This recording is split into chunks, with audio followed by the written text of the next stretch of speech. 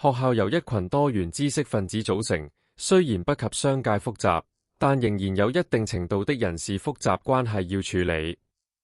本人要做的筆記，不知不覺各個課題已 update 至第12版、第13版，未來都不會有太大改變，即是可用的時間會多了。現考慮做一些義工，當然，對於那些體力勞動形式的義工，1000% 沒有興趣，也不想，也不肯。簡單講，你做埋我個份。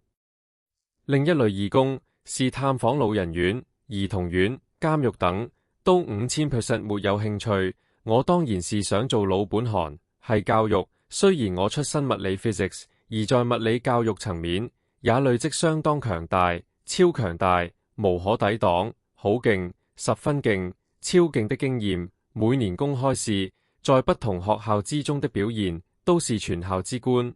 教育局的正增值指數只有最高，就沒有第二高。雖然或者用，因為我仍然是低級老師職級層。講返正題先，其實我好憎教物理，因為難教，因為要學生明白物理，老師要付出99牛92虎之力，才能幫到我的不是病一水平的學生。而我本身好喜歡數學，也好喜歡教數學。點解呢？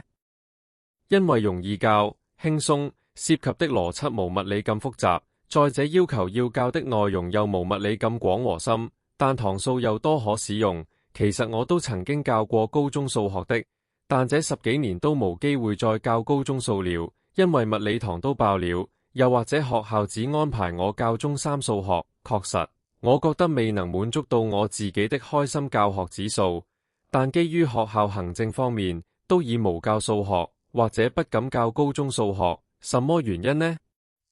因為有人的地方就有人事問題。為了自保，我還是在這幾年完全沒有教過任何一個學生數學的題目，以免好心做壞事，也以免做多錯多，唔做就無錯。話說去年已有高層誤會我教學生數學，這些事我一早已知道，若然涉及其他科，遲早出事。幸好我問心無愧，無教過任何同學高中的數學，也不肯回答任何學生的數學題。不過用另一角度看，就是教育界的悲哀。我都是無謂解釋，大家都應明白的。